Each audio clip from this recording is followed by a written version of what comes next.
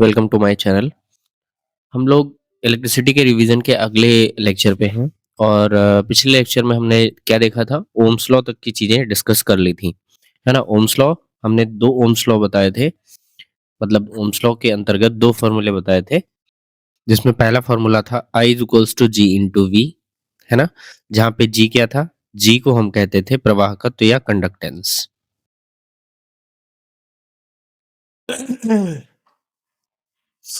ठीक है।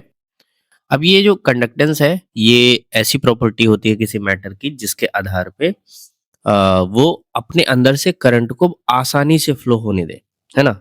ये मटेरियल की प्रॉपर्टी होती है कि वो उस मटेरियल अपने अंदर से करंट को कितनी आसानी से फ्लो करने दे रहा है। That is property is called as a प्रवाहकत्व या कंडक्टेंस। क्लियर। जी की हमने यूनिट भी आपको बताई थी, एम्पियर पर वोल्ट, या इसी की यूनिट को हम ओम इनवर्स भी कह सकते हैं, और ओम इनवर्स को हम साइमन कहते हैं। ठीक है, साइमन कहते हैं, तो आप ये भी ध्यान रखेंगे, ओम इनवर्स भी कह सकते हैं। अच्छा, एक फॉर्मूला मैंने आपको बताया था इसी को। अच्छा, जी जो है आर का इनवर्स होता है, ये भी आपको ध्यान रखना है, जी इज इक्वल्स टू 1/r, और v इज इक्वल्स टू, जब यहाँ पे हम पुट करते हैं तो एक फॉर्मूला हमें देखने को मिलता है, v is equals to IR। ये सभी ने पढ़ा हुआ है ओम्स लॉ में। तो ये R इज इक्वल्स टू क्या निकल के आता है, V बटे आई, और यहाँ से इसकी यूनिट बनती है वोल्ट पर एम्पियर, है ना। या इसी को, चूंकि ओम के नाम पे है तो इस वजह से इसका नाम, इसकी यूनिट का नाम ओम भी रखा जाता है, और सिंबल ये होता है ना। सिंबल इस तरह का बनाया जाता है। क्लियर। तो ये बातें आपको अच्छी तरीके से पता है, ये पिछले लेक्चर में हम लोगों ने डिस्कस भी किया था।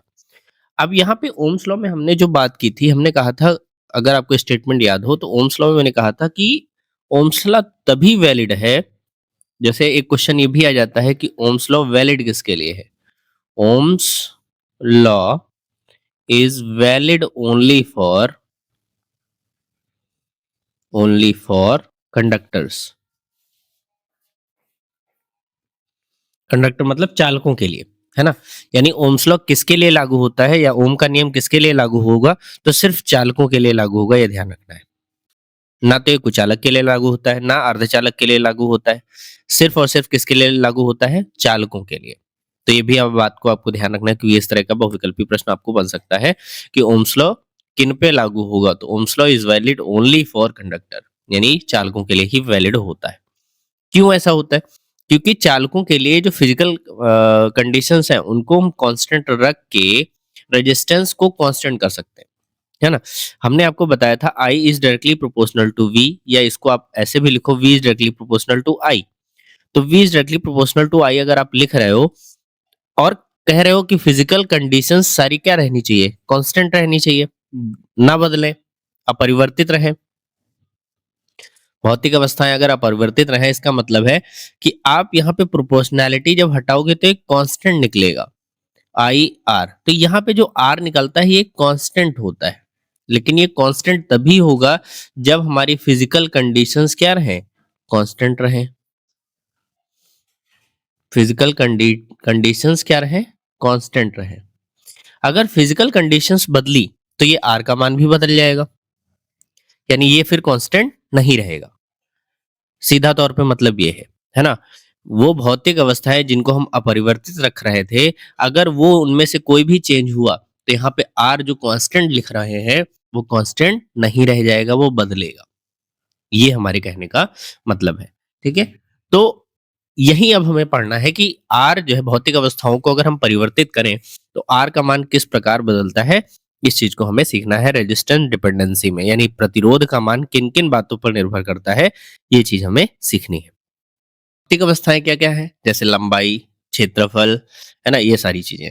तो सबसे पहले हम प्रतिरोध निर्भरता की पहली कंडीशन देखते हैं कि अगर हम लंबाई यानी लेंथ को परिवर्तित करें तो क्या होगा। तो लेंथ पर देखेंगे तो प्रतिरोध लेंथ के डायरेक्टली प्रोपोर्शनल होता है।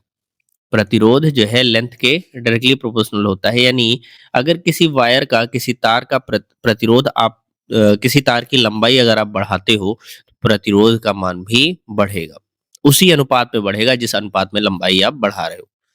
और अगर लंबाई घटाते हैं तो प्रतिरोध का मान भी घटेगा। यानी R is directly proportional to L ये कह रहा है कि जितना लंबा आप तार लेंगे उतना ही उसका प्रतिरोध होगा, और जितना छोटा तार लेंगे उतना ही उसका कम प्रतिरोध होगा। ठीक है, तो ये बात आपको ध्यान रखनी है कि तार की लंबाई के अनुक्रमानुपाती होता है प्रतिरोध का मान। ठीक है, तो ये कंडीशन तो यही हो गई। दूसरा, क्रॉस सेक्शनल एरिया, इसको बोलते हैं अनुप्रस्थ काट का क्षेत्रफल। अनुप्रस्थ काट का क्षेत्रफल। अब ये अनुप्रस्थ काट का क्षेत्रफल क्या होता है? देखिए, अगर मान लीजिए ये तार है आपका, गोल गोल तार होगा। अच्छा, क्या होता है कि तार कई बार हम जब सोचते हैं तो हमें तार पूरा पूरा समझ में आता है। तार में देखिए, तार में दो चीजें हैं। एक, तार के ऊपर जो कलर्ड होता है जैसे लाल, हरा, नीला, है ना, वो उसका इंसुलेशन होता है, उसके ऊपर रबड़ या प्लास्टिक चढ़ी होती है, वो उस पे इंसुलेशन है, वो तार नहीं होता। इंसुलेशन होता है, वो तार नहीं होता। ठीक है, तार कौन सा होता है? जिसमें करंट फ्लो हो रही होती है, वो तार है। जो अंदर कॉपर का या एल्यूमिनियम का तार निकलता है वो तार कहलाता है। ठीक है, लेकिन हम कंप्लीट तार को जैसे ही हम तार लेते हैं तो उसमें हमारे दिमाग में एक फिगर ये आता है कि भाई एक वायर जिसमें इंसुलेशन भी है, तो इंसुलेशन को नहीं जोड़ना है। ये ध्यान रखना। क्रॉस सेक्शनल एरिया का मतलब है कि उस तार को अगर हम काटें तो उस तार को कैसे काटो?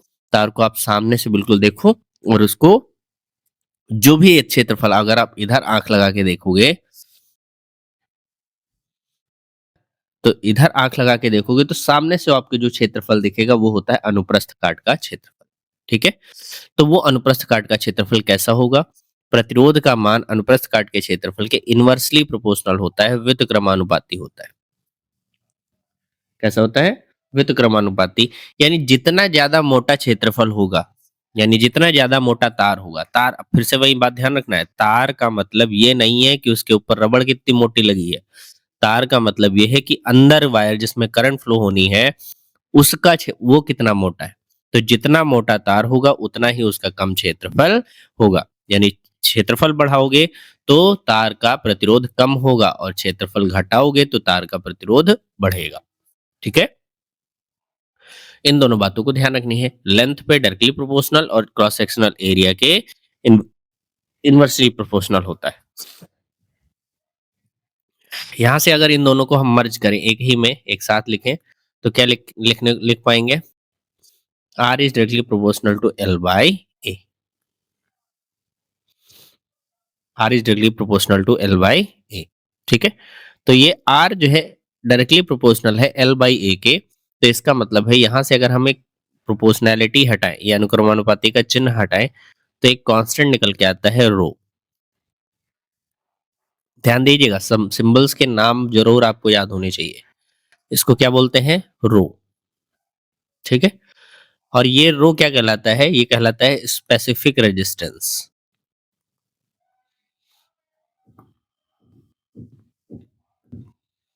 स्पेसिफिक रेजिस्टेंस, ये भी मटेरियल की क्वालिटी होती है, और ये सिर्फ और सिर्फ किस पे डिपेंड करता है? पदार्थ के मटेरियल, पदार्थ के प्रकृति पर।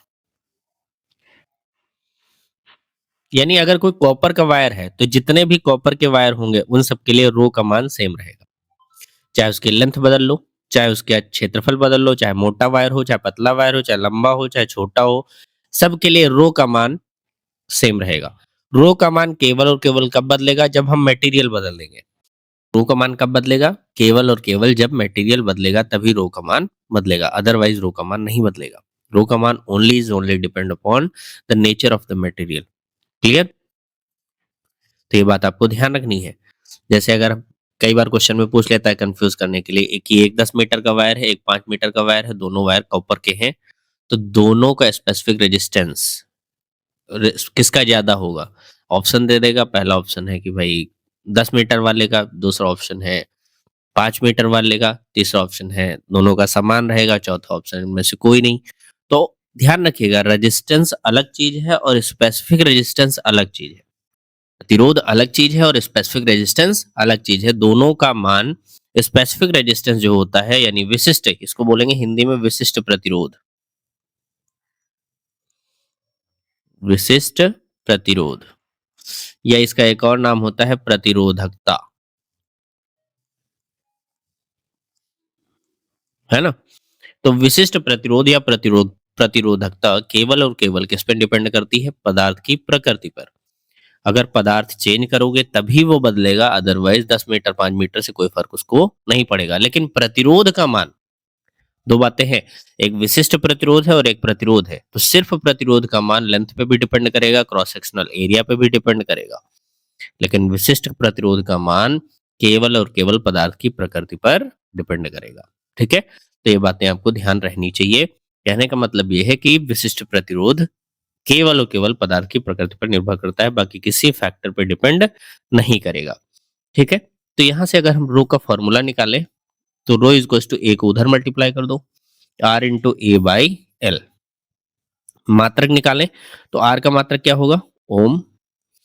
ए का मात्रक मीटर स्क्वायर क्षेत्रफल है, और लेंथ का मात्रक मीटर, तो मीटर से मीटर कैंसिल, यानी क्या निकल के आएगा? ओम मीटर।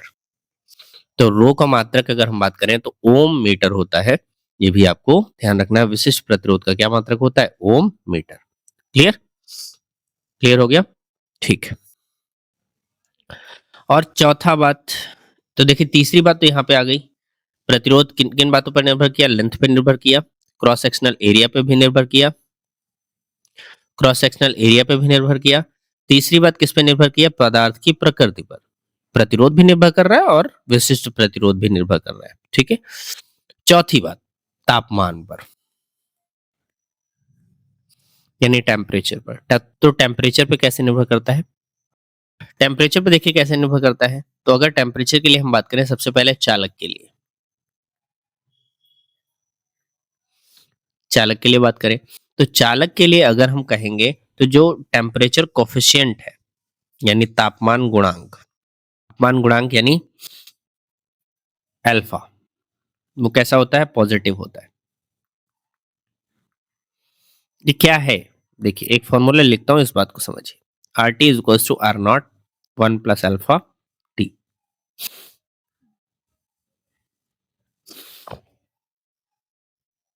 ये क्या है? ये प्रतिरोध तापमान पे कैसे निर्भर करता है उसका फॉर्मूला है। आर टी मतलब आपका टी डिग्री सेल्सियस पे प्रतिरोध का मान, आर नॉट क्या है? 0 डिग्री सेल्सियस पर प्रतिरोध का मान, अल्फा क्या है? तापमान गुणांक, और टी क्या है? टेम्परेचर। तो आपको इस समीकरण से या इस फॉर्मूले से आपको ये तो बात पक्का पता हो रही होगी, फॉर्मूला याद नहीं करना है, पहली बात तो ध्यान रखिए, ये 12th में है फॉर्मूला। तो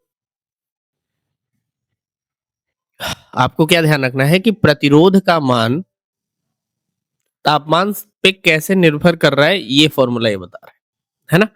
अब इसमें अगर आप देखोगे तो अल्फा दिखा हुआ है, तो अल्फा का मान चालक के लिए जो है वो पॉजिटिव होता है ना? अल्फा जो है वो चालक के लिए कैसा रहता है? पॉजिटिव रहता है। अब जरा खुद सोच के देखिए, अगर चालक के लिए बात करेंगे तो अल्फा पॉजिटिव है, तो हम टेम्परेचर बढ़ाएंगे तो आरटी का मान बढ़ेगा या घटेगा? बढ़ेगा। यस और नो? बढ़ेगा ही। क्यों? क्योंकि देखिए अल्फा कुछ ना कुछ होगा, टेम्परेचर बढ़ाओगे तो वन में कुछ ना कुछ जुड़ेगा, और जुड़ेगा तो आरटी का मान आर नॉट से ज्यादा ही आएगा। ये सुनो, वन से तो बड़ा ही आएगा। तो जब वन से बड़ा आएगा तो इसका मतलब है चालक के लिए अगर हम बात करेंगे तो टेम्परेचर जब भी हम बढ़ाते हैं, टेम्परेचर जब भी हम बढ़ाते हैं, ऊपर एरो का मतलब है बढ़ाना, तो रेजिस्टेंस का मान भी बढ़ता है, प्रतिरोध का मान बढ़ता है। और टेम्परेचर जब घटाएंगे तो प्रतिरोध का मान भी घटेगा। में आ गई? यानी चालक के लिए अगर हम बात करेंगे, टेम्परेचर बढ़ाएंगे तो प्रतिरोध का मान बढ़ेगा, और टेम्परेचर घटाएंगे तो प्रतिरोध का मान घटेगा। क्यों घटेगा? आप यहाँ देखिए, अल्फा पॉजिटिव है, अल्फा पॉजिटिव है तो टेम्परेचर आप बढ़ाओगे, 10 से 20 कर दिया तो वो जुड़ेगा वन में, तो जितना बढ़ाओगे उतना जुड़ता जाएगा, और जुड़ता जाएगा तो आरटी का मान आर नॉट से बढ़ता जाएगा, है ना? हमेशा वन से ज्यादा मिलेगा। बात समझ में आ गई? तो टेम्परेचर बढ़ाने से रेजिस्टेंस का मान बढ़ रहा है, तो बढ़ रहा है इसका मतलब है कि चालक के लिए, जैसे तांबा, है ना, एल्यूमिनियम, चांदी, इन सब का टेम्परेचर अगर हम बढ़ाएंगे यानी इनको गर्म करेंगे तो इनमें प्रतिरोध का मान बढ़ेगा। अच्छा, प्रतिरोध का मान बढ़ेगा, इसका क्या मतलब हुआ? कि उसमें से कम धारा प्रवाहित होगी, है ना? धारा कैसी प्रवाहित होगी? कम धारा प्रवाहित होगी और धारा कम प्रवाहित होने का तात्पर्य यही है, कम धारा प्रवाहित करने का सीधा तात्पर्य ये है कि धारा कम होती जाएगी तो वो कुचालक की तरफ बढ़ता चला जाएगा। ठीक है ना? उसकी चालकता कम होती जाएगी, तो इसका मतलब है कि इसमें प्रतिरोध देखिए बढ़ रहा है, तो इसका अर्थ ये हुआ इसका प्रवाहकत्व तो कम होता जाएगा और इसमें प्रतिरोध घट रहा है तो इसका प्रवाहकत्व तो बढ़ता जाएगा। ठीक है? तो ये बात चालक के लिए सत्य हो गई। दूसरी बात अगर हम करें कुचालक के लिए, कुचालक के लिए करें तो इसका तापमान गुणांक जो होता है वो नेगेटिव होता है। अब एक बात बताओ, नेगेटिव है, यहाँ नेगेटिव है, टेम्परेचर बढ़ाओगे तो 1 से घटता चला जाएगा और घटता चला जाएगा तो कम होता चला जाएगा। यानी इसका मतलब ये है कि टेम्परेचर जब भी हम बढ़ाएंगे तो रेजिस्टेंस का मान घटेगा। कुचालक के लिए रेजिस्टेंस का मान घटेगा और यहाँ पे अगर हम बात करें टेम्परेचर घटाएंगे तो रेजिस्टेंस का मान बढ़ेगा। ठीक है? इस बात को एक दूसरी थ्योरी से भी समझ सकते हैं। देखिए चालक क्या होता है? चालक वो होता है जिसमें मुक्त इलेक्ट्रॉन की संख्या अधिक होती है ना? मुक्त इलेक्ट्रॉनों की संख्या अधिक होती है। अब मान लीजिए आपने तापमान दे दिया, तापमान बढ़ाने का मतलब है उसको गर्म किया, हीट दे दी। तो जब हीट आप देंगे उसमें मुक्त इलेक्ट्रॉन पहले से ही है चालक में, तो जब चालक में मुक्त इलेक्ट्रॉन पहले से ही है और आपने हीट और दे दी तो और बॉन्ड टूटेंगे, है ना? और बॉन्ड टूटेंगे और मुक्त इलेक्ट्रॉन बनेंगे। जब ज्यादा मुक्त इलेक्ट्रॉन होंगे तो एक मुक्त इलेक्ट्रॉन दूसरे मुक्त इलेक्ट्रॉन से टकराने लगेगा।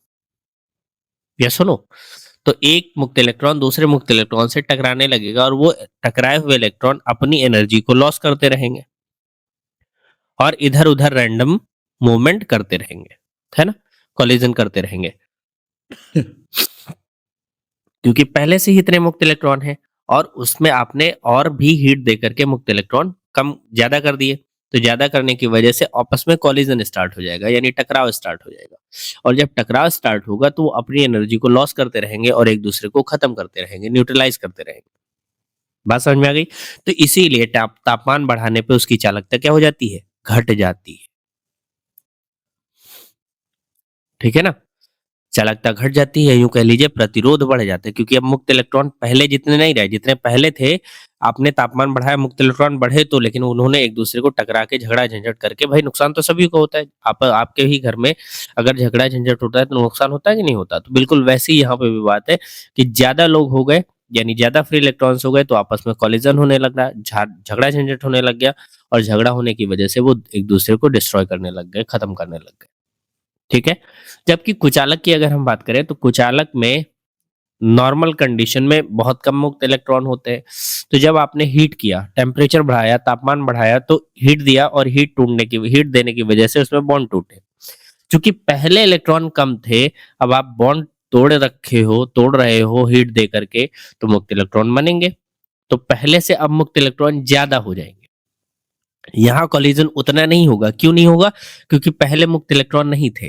तो यहाँ पे मुक्त इलेक्ट्रॉन पहले चूंकि नहीं थे और आपने बॉन्ड तोड़ के मुक्त इलेक्ट्रॉन की संख्या बढ़ाई है, तो इसकी चालकता क्या हो जाएगी? बढ़ जाएगी। आवेश बढ़ गए तो आवेश बढ़ गए तो उसमें मुक्त इलेक्ट्रॉन बढ़ गए, मुक्त इलेक्ट्रॉन बढ़ गए तो इसका मतलब है उसमें करंट आसानी से अब फ्लो हो जाएगी। इसीलिए करंट आसानी से फ्लो करने का मतलब यह है कि रेजिस्टेंस घट गया और चालकता बढ़ गई।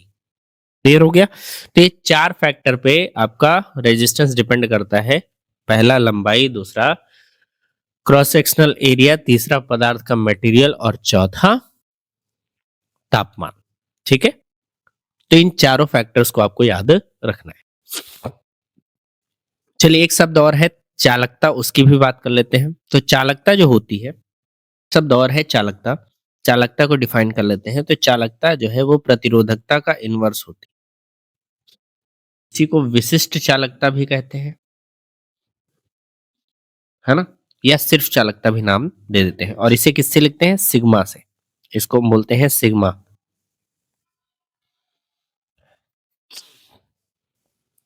इसका क्या नाम होता है? सिग्मा। और ये रो क्या है? विशिष्ट प्रतिरोध है। तो चालकता जो है वो विशिष्ट प्रतिरोध का व्युत्क्रम होता है। अब विशिष्ट प्रतिरोध का मात्रक आपको पहले से ही बताया था, ओम, मीटर, तो इसका पावर क्या हो जाएगा 1। यानी अगर विशिष्ट चालकता का मात्रक देखना है तो ओम इनवर्स मीटर इनवर्स या ओम मीटर इनवर्स। ठीक है, तो आप इसको भी इस तरह से लिख सकते हो। एक तार को खींचकर उसको प्रारंभिक लंबाई का n गुना कर दिया जाता है तो उसके प्रतिरोध में क्या परिवर्तन होगा। अब ये देखिए यहाँ पे लिखा हुआ है एक तार को खींचा गया और उसको उसकी प्रारंभिक लंबाई का n गुना कर दिया, है ना, तो उसके प्रतिरोध में परिवर्तन क्या होगा। तो देखिए यहाँ पे खींच कर कहा गया है, स्ट्रेचिंग की गई है, लेकिन अगर आपसे स्ट्रेचिंग शब्द ना लिखा हो उसमें तो इसी क्वेश्चन को दूसरे तरीके से करेंगे कि एक तार लिया गया और उसकी लंबाई हमने 5 गुना बढ़ा दी। तो बढ़ाकर देखिए, बढ़ाने का मतलब है जोड़ भी सकते हैं, है ना, जोड़ सकते हैं, लेकिन खींच करके बढ़ाना और ऐसी बढ़ाने में अंतर है। खींचोगे, जब आप किसी वायर को खींचोगे या आप जैसे रबड़ अपने हाथ में लो और अगर आप उसको खींचोगे तो लंबाई उसकी बढ़ेगी लेकिन मोटाई कम हो जाएगी। या सुनो, लंबाई तो बढ़ेगी लेकिन मोटाई उसकी कम हो जाएगी, पतला हो जाएगा। जबकि आप अगर उसकी सिर्फ लंबाई को ही बढ़ाना चाह रहे हो, मोटाई में कोई परिवर्तन ना हो, तो उसमें आप जोड़ सकते हो तार। या सुनो, तार जोड़ करके आप उसकी लंबाई बढ़ा दो। तो खींचने और जोड़ और लंबाई, सिर्फ लंबाई बढ़ाने में दोनों में अंतर है और इसी आधार पे क्वेश्चन में करने का तरीका भी बदल जाएगा। जैसे अगर इसमें लिखा हुआ है खींच कर उसको लंबाई एन लंबाई का कर दिया जाता है, एन गुना कर दिया जाता है, तो इसका मतलब है कि जो है जब भी आप उसको खींचोगे तो उसके आयतन में तो कोई परिवर्तन नहीं किए, जितना तार पहले था वॉल्यूम में उतना ही तार अब बाद में भी रहेगा, वॉल्यूम में उसके कोई परिवर्तन नहीं होगा। तो जब उसके वॉल्यूम में परिवर्तन नहीं होगा तो यानी जितना वॉल्यूम उसका पहले रहा होगा उतना ही वॉल्यूम उसका बाद में भी रहेगा। या सुनो, यानी उसका जितना वॉल्यूम पहले था तो V1 और V2 क्या रहेंगे बराबर, पहले वॉल्यूम और बाद में वॉल्यूम दोनों बराबर रहेंगे, खींचने के पहले वॉल्यूम और खींचने के बाद का वॉल्यूम, वॉल्यूम मतलब आयतन। ठीक है, अब वॉल्यूम होता क्या है, एरिया इनटू लेंथ। तो पहले की अगर हम कहें तो पहले का एरिया A1 हो गया और पहले की लेंथ L1 हो गई। खींचने के बाद एरिया A2 हो गया और लेंथ L2 हो गया, तो ये दोनों क्या रहेंगे बराबर रहेंगे। इससे हमने देख लिया कि A1 बटे A2 का मान L2 बटे L1 के बराबर है। ठीक है, अब देखिए हमें कंडीशन क्या दे रखी थी कि खींचा गया है तो जो उसकी लंबाई है L2 वो पहले की n गुना हो गई है, यानी L2 बराबर हो गया है n L1 के।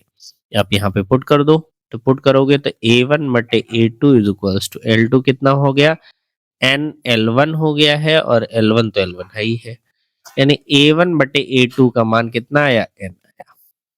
ठीक है, चल तो अब यहां से पहले प्रतिरोध R1 कह लेते हैं, खींचने के पहले प्रतिरोध R1 कह लेते हैं।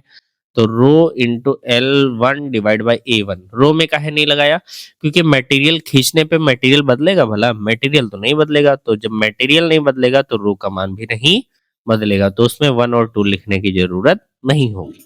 ठीक है, ऐसे ही अगर हम R2 लिखें तो R2 क्या होगा, rho into L2 divide by A2, divide कर दें दोनों को तो रो से रो कैंसिल हो गया, यानी R1 बटे R2 इज इक्वल्स टू क्या हो जाएगा, L1 ये तो यहाँ जाएगा तो बटे L2 इंटू A2 सबसे ऊपर जाएगा डिवाइड बाई A1, है ना।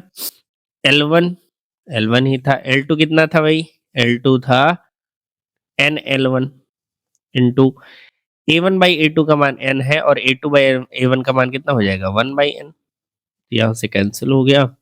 R1 by R2 is equal to 1 by n square, तो यहाँ से R2 is equal to n square R1, यानी खींचने के बाद का जो प्रतिरोध है,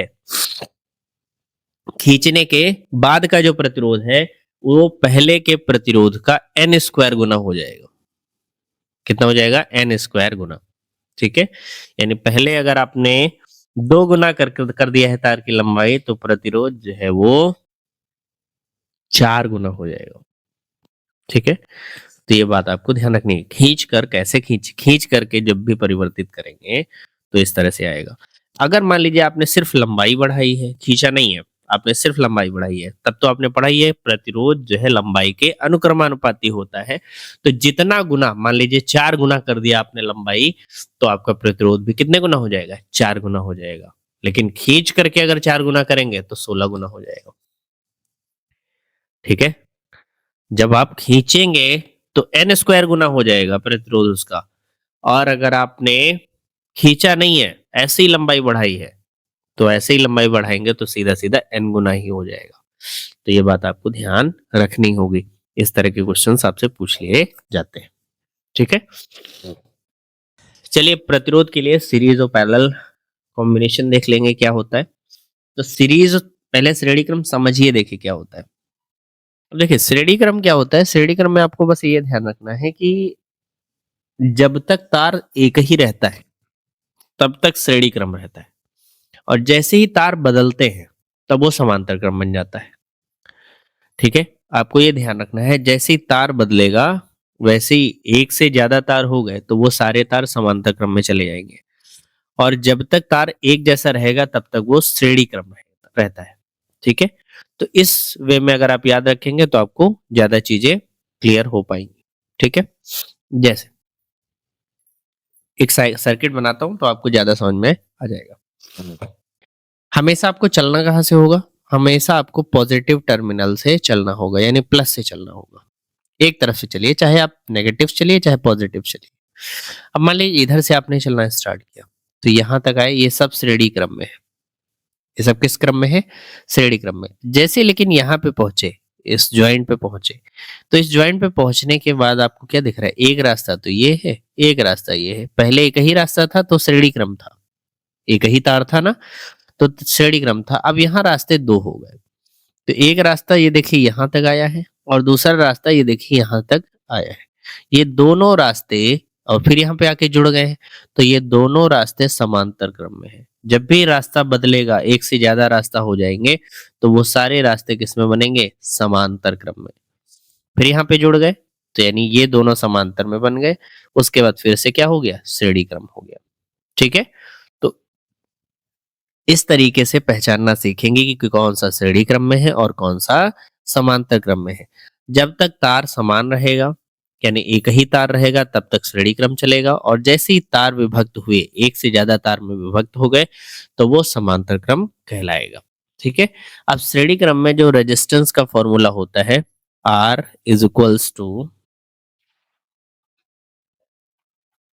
श्रेणी क्रम में जो फॉर्मूला होता है R is equals to R1 plus R2 plus R3, ये फॉर्मूला हम लोग यूज करते हैं, है ना। श्रेणी क्रम के लिए फॉर्मूला यूज करते हैं। अब जितने प्रतिरोध होंगे उनको सीधा, इसको बोलते हैं ऐसे कि श्रेणी क्रम में सीधा जोड़ देते हैं। सीधा, आप जैसे आपको, आपके पास नंबर्स हो तो उनको जोड़ना हो तो कैसे जोड़ोगे? सीधा जोड़ दोगे, 2 प्लस 3 प्लस 4 प्लस 5 प्लस 6, ऐसे ऐसे। तो बिल्कुल रेजिस्टेंस को भी श्रेणी क्रम में जब होते हैं तो सीधा जोड़ते हैं। ठीक है, और समांतर क्रम में होते हैं तो कैसे जोड़ते हैं? तो समांतर क्रम के लिए, समांतर क्रम के लिए 1 अपॉन इनवर्स करके जोड़ते हैं, 1 upon R1 plus 1 upon R2 plus 1 upon R3 plus dot dot dot. ठीक है, इस तरह से जोड़ते हैं। अब जो श्रेणी क्रम होता है, इसमें ध्यान क्या रखना है? श्रेणी क्रम में धारा समान रहती है।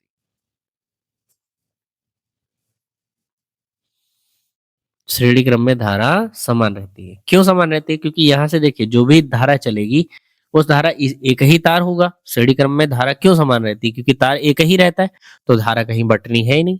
जब रास्ता एक ही है तो धारा उसी पे तो जाएगी। तो इसीलिए कहा जाता है श्रेणी क्रम में धारा समान रहती है। लेकिन वोल्टेज बदलता है, वोल्टेज परिवर्तित होगा, बदलेगा।